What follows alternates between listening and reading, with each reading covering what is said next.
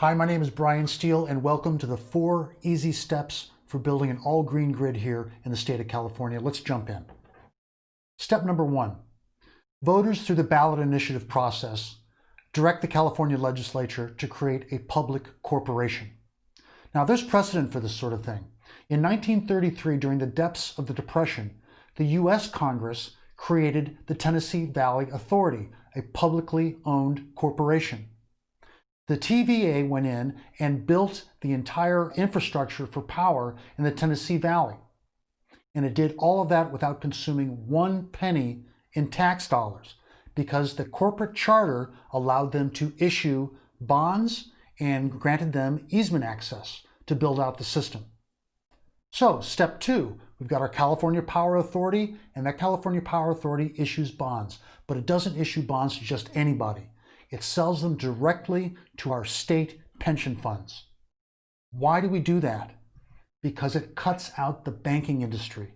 Instead of the banks coming in and siphoning all the cash off the top of this trade, they're completely excluded from the model.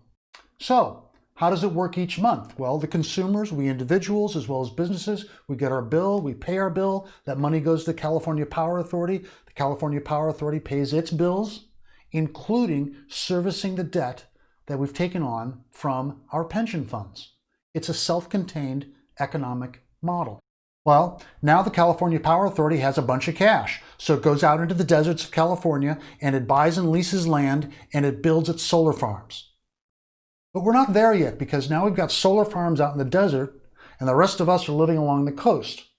So the next and final step is building high voltage direct current interties between the solar farms and our population centers. Now, when our grid in the United States was built at the beginning of the 20th century, HV direct current was not available. That's why today 99% of the power transmission in the United States is high voltage alternating current.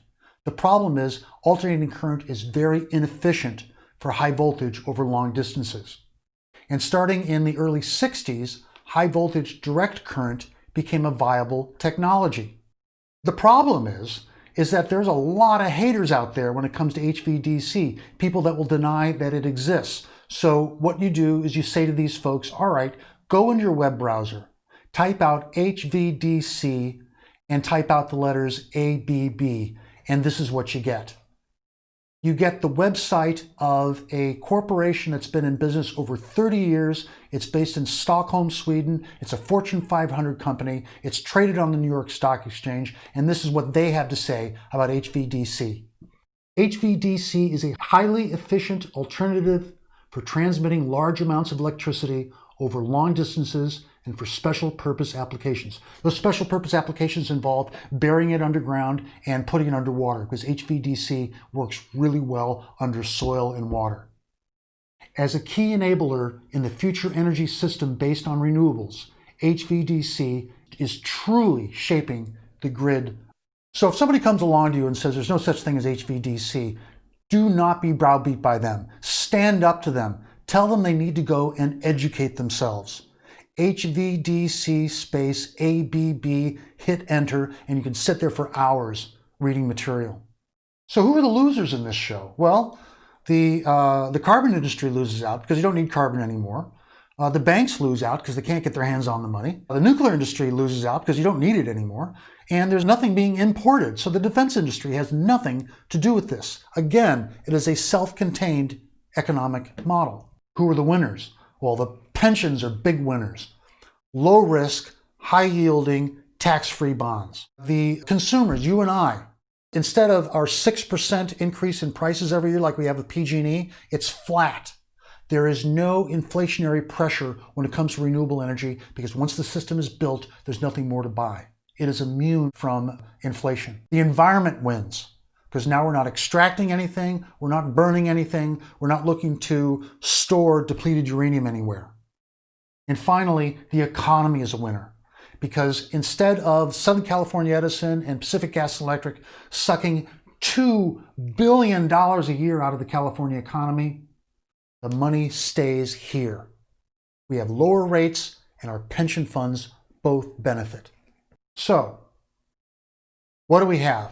We got a public corporation, We got tax-free bonds, we got solar, wind, and hydro, we got HVDC, and that, ladies and gentlemen, gives us a green power grid. So, if this interests you, let's get this on the next ballot. We've probably already missed out on the upcoming presidential cycle, but we can catch the next round. Once the ballot initiative is passed, the California legislature must act. And it's just a matter of very few short years before we can make this an absolute reality.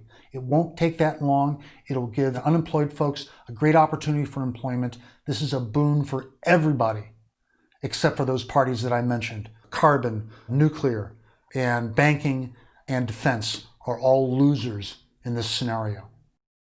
So if you like this idea, please contact me. You can find me at brianlsteele.com. My email is brian@brianlsteele.com. Let's get together. Let's make this a reality. Thanks for watching. Please pass this video on to others and come back and check in because I'm going to be doing a series of videos on HVDC. Thanks for watching. We'll talk to you soon.